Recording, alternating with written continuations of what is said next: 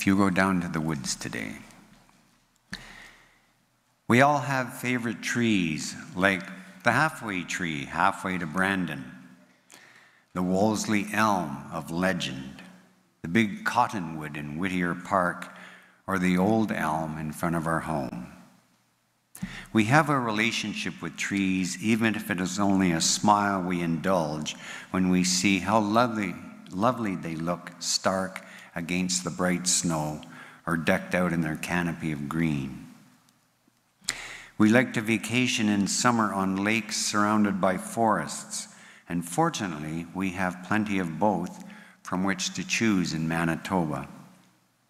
We find a favorite spot at cottage or camp and spend a restful time enjoying the scenery, reading a good book in the shade of the forest, and we feel relaxed and rejuvenated. And that is not all psychological. Trees pump out germ-killing aerosols, so forest air is cleaner and fresher to breathe in. Many Manitobans head to the big lakes just north of us, or the Whiteshell and Lake of the Woods to the east. But just north of that expanse of cottage country lies a very special area. For thousands of years, Ojibwe people have been the protectors of a massive stretch of boreal forest from the east side of Lake Winnipeg into Ontario. And since August 2018, due to the efforts of the First Nations of the Blood Vein and Poplar Rivers and others, an area the size of Denmark called Pimachiowin-Aki, the land that gives life. 11,000 square miles of boreal forest has been declared a World Heritage Site. It is the largest protected landmass ever. Our understanding of how trees live has been enlarged tremendously over the past 20 years.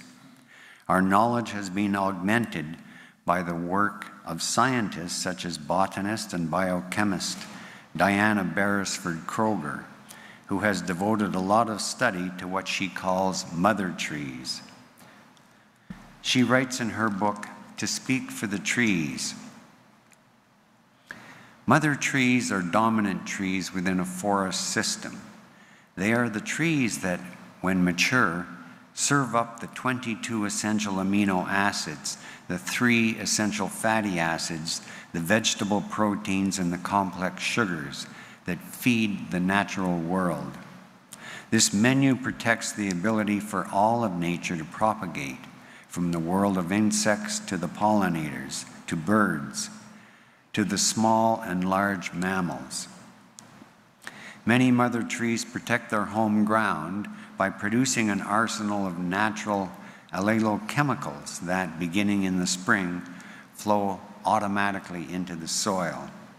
This enables the tree to groom its own soil for the minerals it needs for health. The mature mother tree infuses the air around the canopy with aerosols, some as invitation, others for protection. Mother trees can feed and protect other trees within the expanse of their canopy. They are the leaders of the community we call forests, and across the globe, forests represent life. Unfortunately, mother trees, being huge and healthy, are prime targets for the lumber mill. Beresford-Kroeger claims that trees don't simply maintain the conditions necessary for human and most animal life on Earth. Trees created those conditions through the community of forests. Trees paved the way for the human family. She goes on to say that we now know that the alpha and beta pinene produced by the forest actually do uplift your mood and affect your brain through your immune system. That pinene released by the trees into the air is absorbed into your body. The beneficial effects of a 20-minute pine forest walk will remain in the immune system's memory for about 30 days. In recognizing the importance of the interrelationship between trees, the planet, and people, she has stated, The core of the global bioplan is a simple idea. If every person on Earth planted 1 tree per year for the next 6 years, we would stop climate change in its tracks. I am not a scientist, but my spirituality is informed by science. I have done research in the field and also have read a few dozen books on the topic of trees. It's amazing what you can discover when you stop to look and to wonder. This is the age of citizen scientists and the internet, and in spite of a slurry of misinformation on the net, I think this is the best that the internet could hope for, that millions of people are observing, experimenting, taking notes, and reporting with a passion. I guess this service today is a product of 50 years of my interest in relating to trees. That's a lot of info. So with a suggestion from a wise friend, I have divided it into 2 parts. The second part will be delivered, I think, September 29th. We humans have had a long, long history of being uncomfortable with nature, both with our own and with the wildness around us. We've spent a lot of time beating it back and trying to have dominion over it. Much of that mistrust and denial continues to this day. For example, and I could give you many examples, but we only have 25 minutes. For example, our collective addiction to speed means we race through wilderness, insulated from it in fast cars. We barrel through it in all-terrain vehicles, speedy boats, zip lines, hang gliders, dune buggies, snowmobiles, and motorbikes. In these machines, the land and water become something to overcome and conquer. The experience just a blur, and the sensation of wind in our hair. Or we rip wilderness apart with mining devices, all with great cost to the integrity of the land. David Abram, author of Becoming Animal, says this about the earth. It is not primarily a set of mechanisms waiting to be figured out. This breathing land, it is not a stock of resources waiting to be utilized by us, or a storehouse of raw materials waiting to be developed. It is not an object. It is rather the very body of wonder, a shuddering field of intelligence in whose round life we participate. He continues, we are by now so accustomed to the cult of expertise that the very notion of honoring and paying heed to our directly felt experience of things seems odd and somewhat misguided as a way to find out what is worth knowing. For too long, we've closed ourselves to the participatory life of our senses, inured ourselves to the felt intelligence of our muscled flesh and its manifold solidarities. We've taken our primary truths from technologies that hold the world at a distance.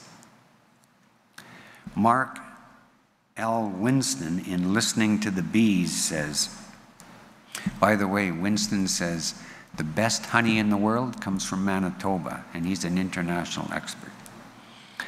Natural philosophy preceded science by thousands of years, its practitioners studying nature not only for the facts and information, but also for the spiritual gleanings and philosophical undertones that address reflective questions about our relationship to the natural and physical spheres and to each other.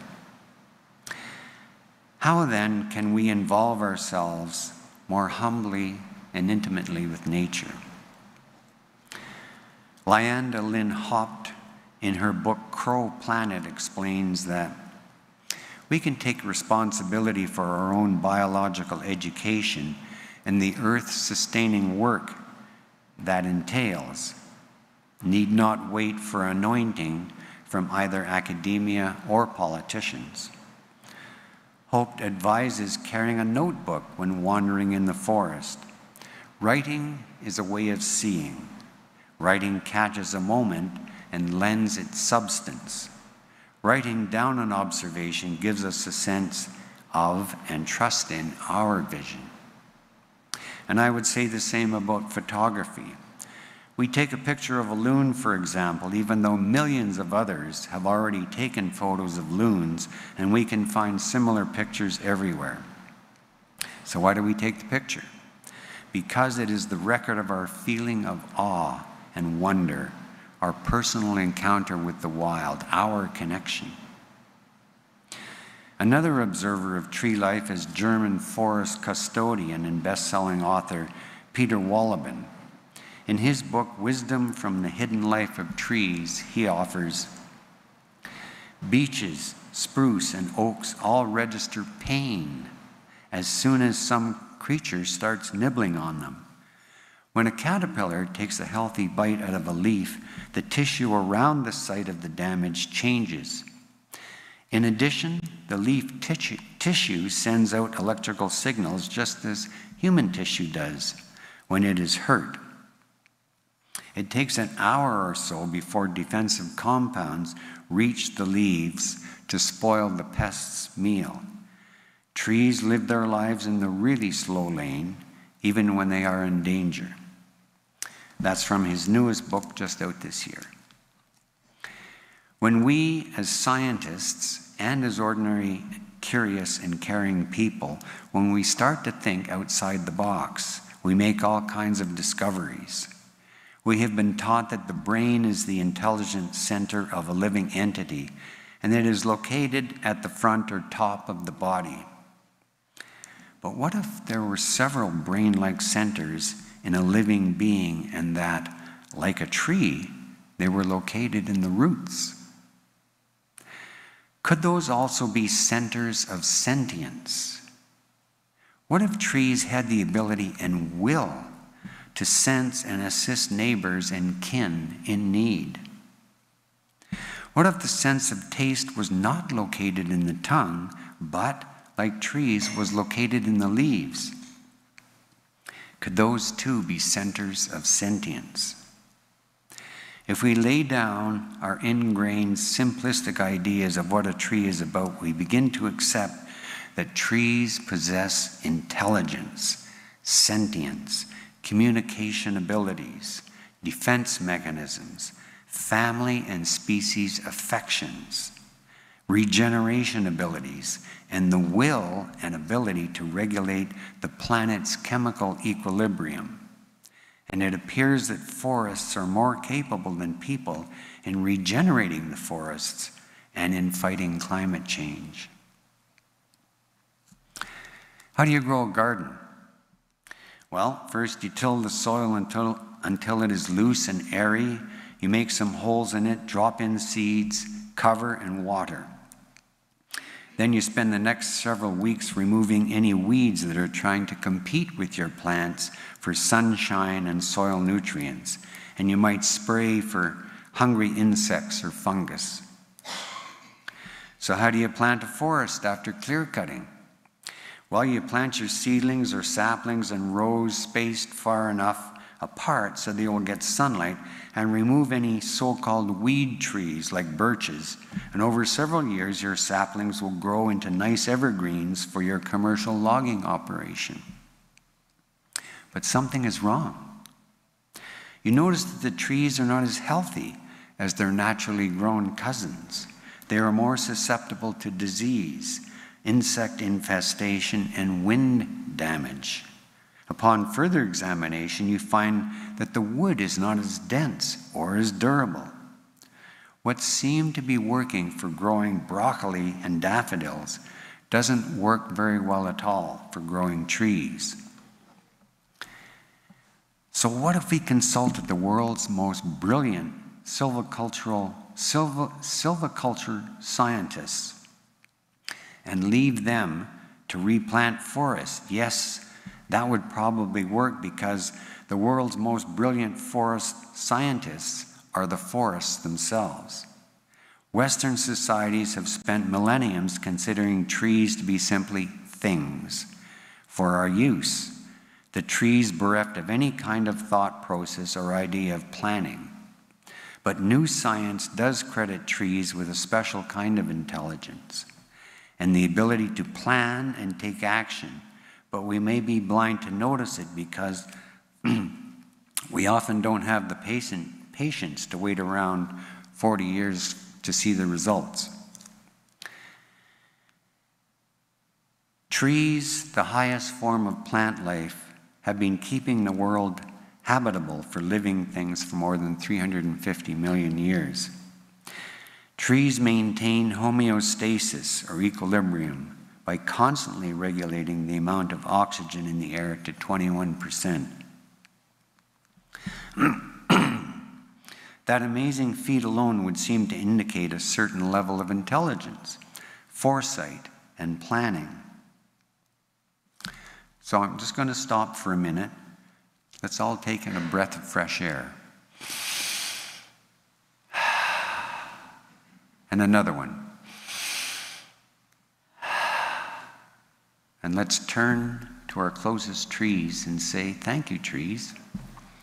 Thank you, trees. University of BC professor of forest ecology, Dr. Suzanne Simard, wrote about her years of research, a study which changed how we look at forests. And she really went up against the grain, literally, with mostly male scientists and logging interests fighting her every step of the way before she could get recognition for the brilliant work that she did. Here's a snippet from Finding the Mother Tree, Discovering the Wisdom of the Forest. I tracked another root from the elder and found another truffle and another. I raised each to my nose and breathed in its musty, earthy smell of spores and mushroom and birth. I traced the black, pulpy whiskers from each truffle to the riggings of roots of seedlings of all ages, and saplings too. With each unearthing, the framework unfolded. The old tree was connected to every one of the younger trees regenerated around it. The fungus was linking the old tree and the young seedling. One tree was linked to 47 others, some of them 20 meters away. One tree bound to the next, and we figured the whole forest was connected by Rhizopagum mycelium fungus alone. An old photo in Simard's book shows two young girls picking huckleberries in a clear-cut near Nelson, BC, amid young 2-meter evergreens. The caption reads, "The forest is regenerating nicely to spruce and subalpine fir." Scientists have suggested that the best way to assist a forest is to do nothing, leave it alone. By that they mean stop cutting, and the forest will take care of itself and the earth also, as it has been doing for the last 350 million years. But we are a logging-dependent world, so we have to find a way to balance our consumption of lumber with our need to preserve forests, to maintain the oxygen ratio of the air, control global warming, and provide habitat for trillions of creatures. But clear-cutting clearly is not the answer.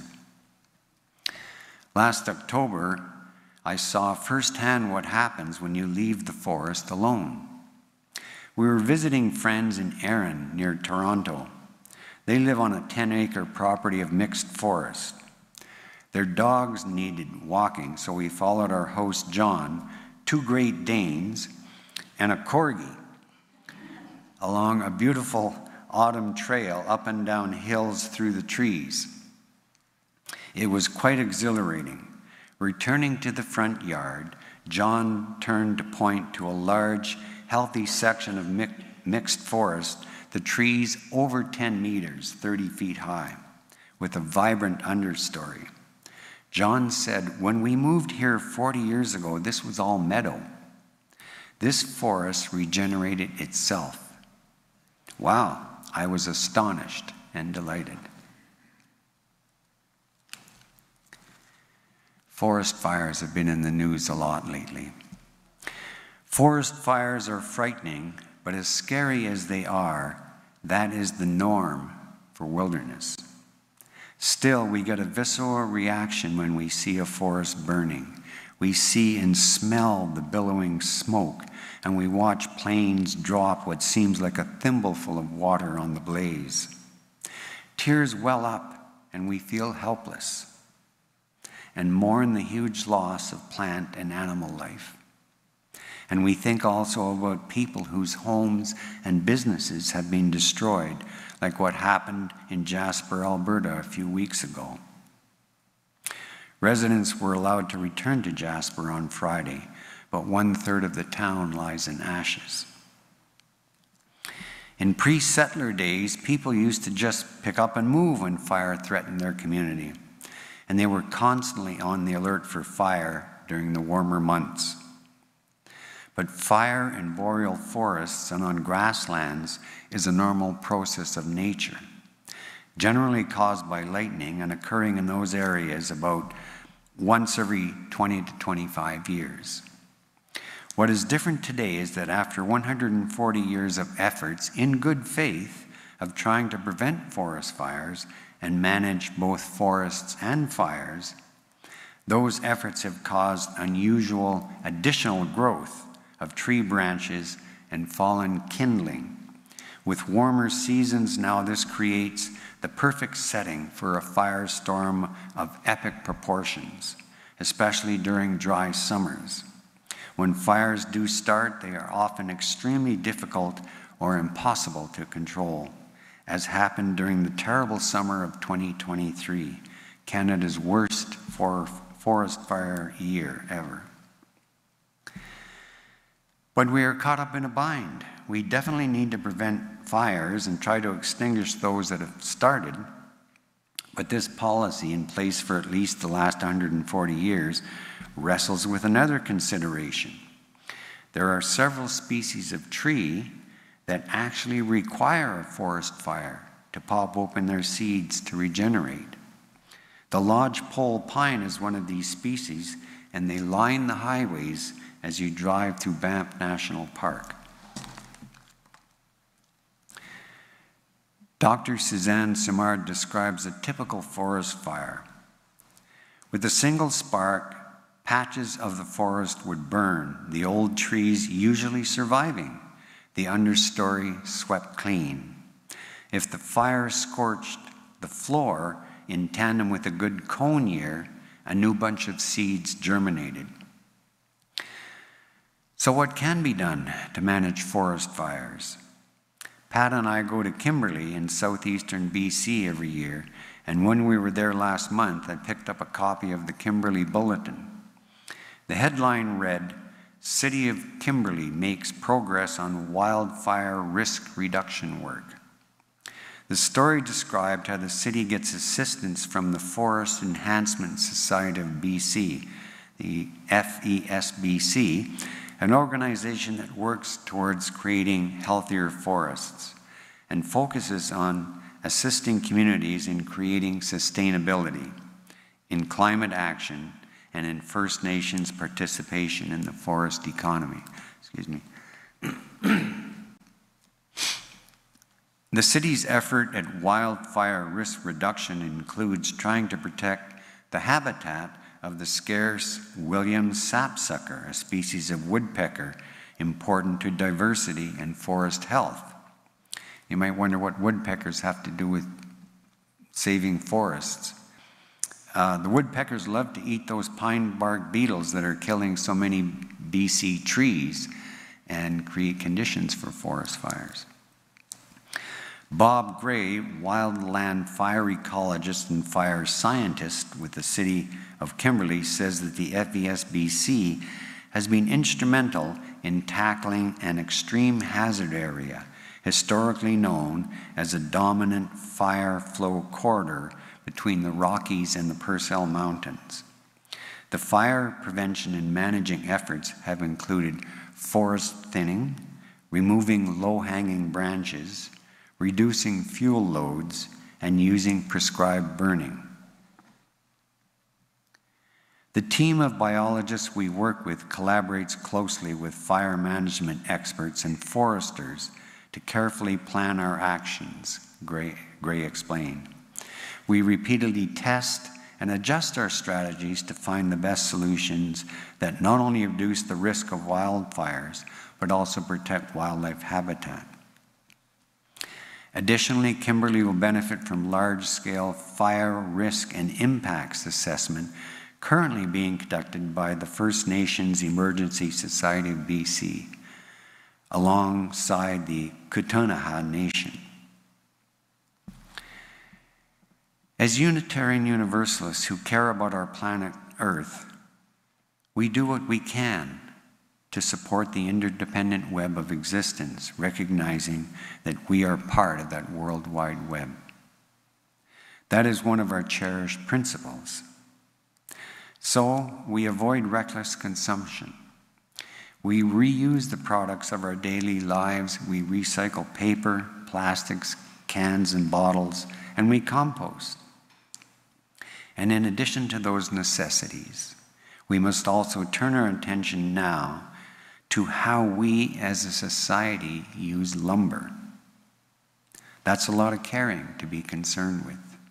But when we do, we know that we will literally breathe easier.